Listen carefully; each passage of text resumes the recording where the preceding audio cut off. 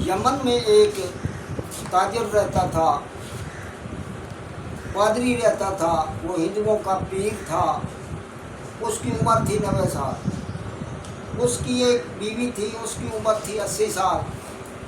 ایک دن وہ مسلمانوں کے گھر گئی تو مسلمان کی بیوی نے اسے کہا کہ بی بی اگر آپ کو اولاد چاہیے تو مدینے چلے جاؤ۔ اس نے کہا بی بی اب 80 سال ہماری عمر ہو گئی ہے، 90 سال کا ہمارا بوڑھا شوہر ہے، اب اولاد کہاں ملتی ہے؟ تو مسلمان کی بیوی نے کہا کہ اگر 1000 سال بھی آپ کی عمر ہو جائے تو پھر بھی اولاد آپ کو مل جائے گی۔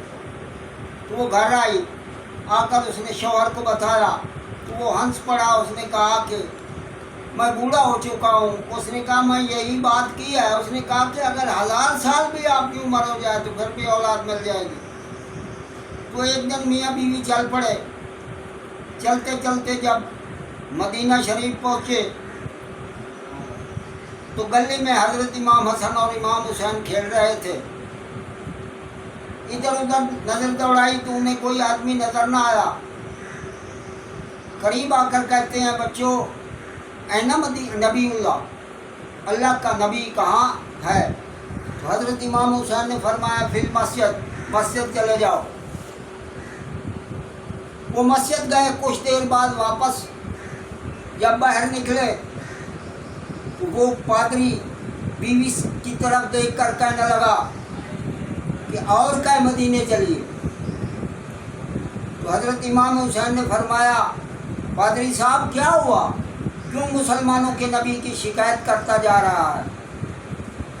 اس نے کہا کہ بیٹا آپ تو بچے ہیں، آپ کو کیا پتا، یہ ہماری بیوی ہے، ہم حلب سے آئے ہیں، ہم یمن سے آئے ہیں۔ اس کو مسلمانوں کی بیوی نے کہا کہ اگر آپ کو اولاد چاہیے تو مدینے چلے جاؤ، ہم اتنا سفر کر کے بھی آئے پھر بھی اولاد نہیں ملی۔ تو حضرت امام حسین نے فرمایا کہ اللہ کے نبی نے کیا کہا ہے؟ اس نے کہا کہ آسمان کی طرف دیکھا ہے اور مجھے کہا کہ پوری کی پوری لو محفوظ کی تختی پہ آپ کا نام اولاد نہیں لکھی ہوئی۔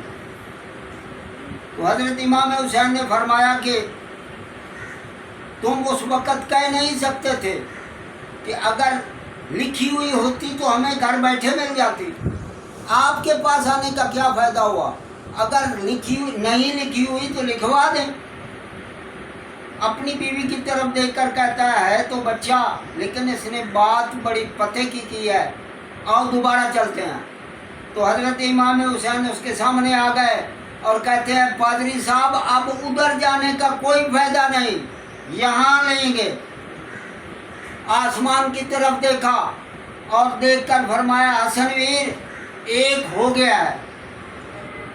حسن نے دیکھا، اس نے کہا حسین ویر 2 ہو گئے۔ حسین نے دیکھا، اس نے کہا 3 ہو گئے۔ حسن نے کہا 4 ہو گئے۔ حسین نے کہا 5 ہو گئے۔ حسن نے کہا 6 ہو گئے۔ حسین نے کہا 7 ہو گئے۔ وہ پادری جو تھا وہ پاؤں پہ گر پڑا، ہاتھ جوڑ کر کہتا ہے کہ حضرت بس کرو، یہی کافی ہیں۔ تو حضرت امام حسین نے فرمایا پادری صاحب حسین دے سمندر نو ڈکا دیا ہے آپ نے، حسین کے سمندر کو ناکا لگا دیا ہے آپ نے۔ اگر چپ رہتے تو قیامت کے دن تک آپ کی اولاد کبھی ختم بھی نہیں ہوتی۔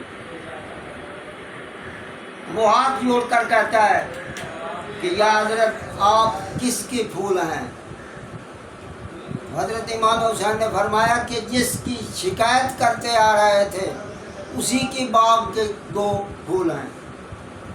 تو ہاتھ جوڑ کر کہتا ہے کہ مولا آپ نے مجھے 7 بیٹوں کی بشارت دی، آپ ہمارے گھر کب آؤ گے؟ حضرت نے فرمایا پادری صاحب میں آؤں گا لیکن آپ مجھے پہچانیں گے بھی نہیں۔ اس نے کہا کہ مرشد یہ ہو سکتا ہے کہ مرشد گھر میں آئے، مرید پہچانے نہیں، استاد آئے، شاگرد نہ پہچانے۔ آپ نے کہا کہ پادری صاحب بات تو آپ نے ٹھیک کہی ہے، لیکن میں کہہ رہا ہوں کہ آپ پہچانیں گے بھی نہیں۔ اس نے کہا مرشد دیکھ لینا، میں پہچان جاؤں گا۔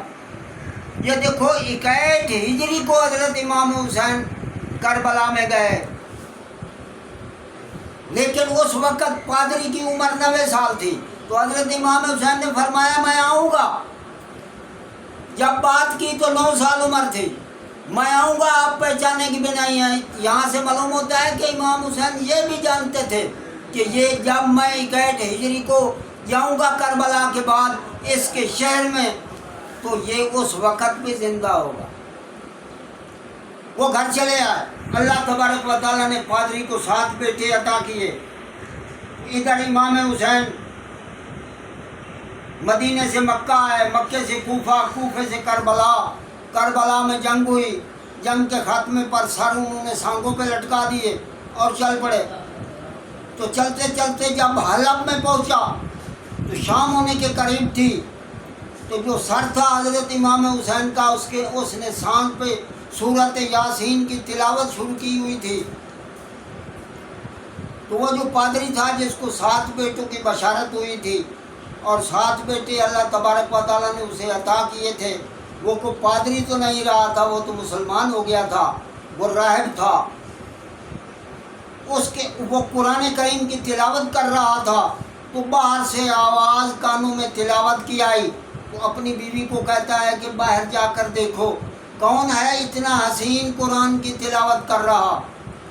تو بیوی باہر کی طرف دوڑی، تو اس راہب نے قرآن مجید کو بند کیا اور الماری میں رکھا، دوڑ کر باہر نکلا تو دیکھے تو ایک لشکر ہے، سر سانگوں پہ لٹکے ہوئے ہیں، اور ان سروں میں سے ایک سر سورت یاسین کی تلاوت کر رہا ہے۔ دیکھا، لیکن جس طرح امام نے فرمایا تھا کہ آپ مجھے پہچانیں گے نہیں، اسی طرح اس نے پہچانا نہیں۔ جا کر عمر صاحب سے پوچھتا ہے یہ سر کس کا ہے؟ وہ مجرم تھے اس لیے اس نے سر نیچے کر لیا۔ ہرمل سے پوچھا یہ سر کس کا ہے؟ شمر سے پوچھا یہ سر کس کا ہے؟ کسی نے نہ بتایا۔ جب آئے قافلے کے آگے کڑیوں والا حضرت امام سجاد کھڑے تھے، قریب آ کر پوچھتا ہے اے قیدی یہ تو نہیں بتاتے، آپ تو بتا دیں یہ سر کس کا ہے۔ تو جب بات کہی تھی تو امام حسین کی عمر 9 سال تھی، ابھی شادی بھی نہیں ہوئی تھی۔ وہ امام سجاد اس وقت کی بات دیکھ کر کہتا ہے راہب یہ اس کا سر ہے جس نے کہا تھا آپ کو میں آؤں گا، آپ مجھے پہچانیں گے بھی نہیں۔ جب اس کو پتہ چلا کہ یہ ہمارے سر مرشد کا ہے تو وہ چلتا چلتا عمر صاحب کے پاس آیا، کہتا ہے میں اس حلب کا نواب ہوں، اللہ تبارک و تعالیٰ نے مجھے بتیرا رزق عطا کیا ہوا ہے، آپ اس طرح کریں جتنی دولت لینا چاہتے ہیں لے لیں، لیکن ایک رات کے لیے میرے مرشد کا سر دے دیں، صبح واپس کر دوں گا۔ 10,000 دینار کی طلب ہوئی، وہ پادری نے 10,000 دینار دے دیا، سر مرشد کا سونے کے تھال میں لے لیا، گھر لے آئے، میز پہ رکھا، سر بیوی سے کہا کہ جاؤ پانی لے آؤ، مرشد کے چہرے پہ خون ہے اس کو صاف کر دیں۔ تو سر سے آواز آئی راہب پانی ہمارے نزدیک نہ لے آ، ہمارا سارا خاندان پیاسا ہی شہید ہو گیا۔ تو پادری صاحب نے عرق گلاب سے حضرت امام حسین کے سر کو غسل دیا، تھال میں رکھا، میز پہ رکھ کر میاں بیوی دونوں ساری رات اس سر کا طواف بھی کرتے رہے اور درود محمد وآل محمد کی ذات پہ پڑھتے رہے۔ جب صبح ہوئی تو مولانا نے آذان دی، آذان شروع ہوئی تو پادری کہتا ہے بیوی وقت قریب آ گیا ہے، ابھی خبیث لوگ آ جائیں گے سر مانگنے کے لیے، میں کہتا ہوں کہ یہ مرشد کا سر انہیں نہ دیا جائے۔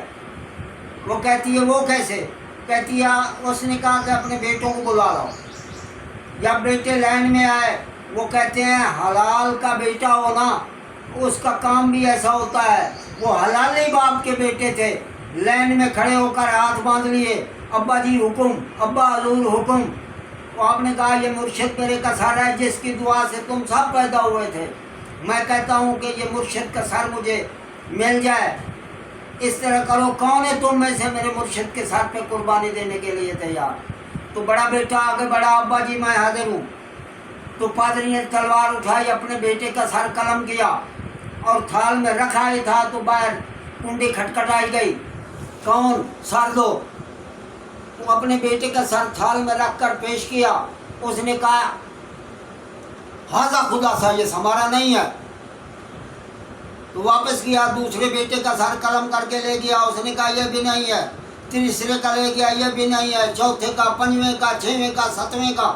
جب ساتوں سر لے کر گیا تو اس نے کہا کہ اگر اصلی دیتا ہے تو ٹھیک ہے, ورنہ تمہارا سر پہ قلم کر لیں گے. تو واپس آیا, حضرت امام حسین کے سر کے قریب بیٹھ کر رونے لگا. تو امام کے سر میں آواز آئی کہ اے راہب روتا کیوں ہے؟ اس نے کہا مرشد بیٹوں کا ارمان نہیں ہے, ارمان یہ ہے کہ آپ کا سر مجھے ملتا نہیں ہے, یہ لینے کے لیے مجھے دھمکیاں دے رہے ہیں. تو حضرت امام حسین نے کہا یہ ہمارا سر آپ بچا نہیں سکتے, یہ آپ کو واپس دینا پڑے گا. یہ امتحان ہے تو بطول کے بچڑے کا ہے, تمہارا نہیں ہے. تم اس طرح کرو, ان کے سر دھڑوں کے ساتھ ملاؤ اور ان کے اوپر چادر ڈالو, پھر رب کا کرشمہ دیکھو. اس نے چادر ڈالی اور اللہ تعالیٰ کے امام حسین نے فرمایا قم بإذن اللہ. وہ ستے اٹھے اور اٹھ کر اپنے باپ کے پاؤں پہ گر پڑے اور کہتے ہیں کیوں میں سرنوں اسی اکھاں نال دیکھ کے آیا کہ اس زمین سے آسمان پر ان کی ٹور زیادہ ہے.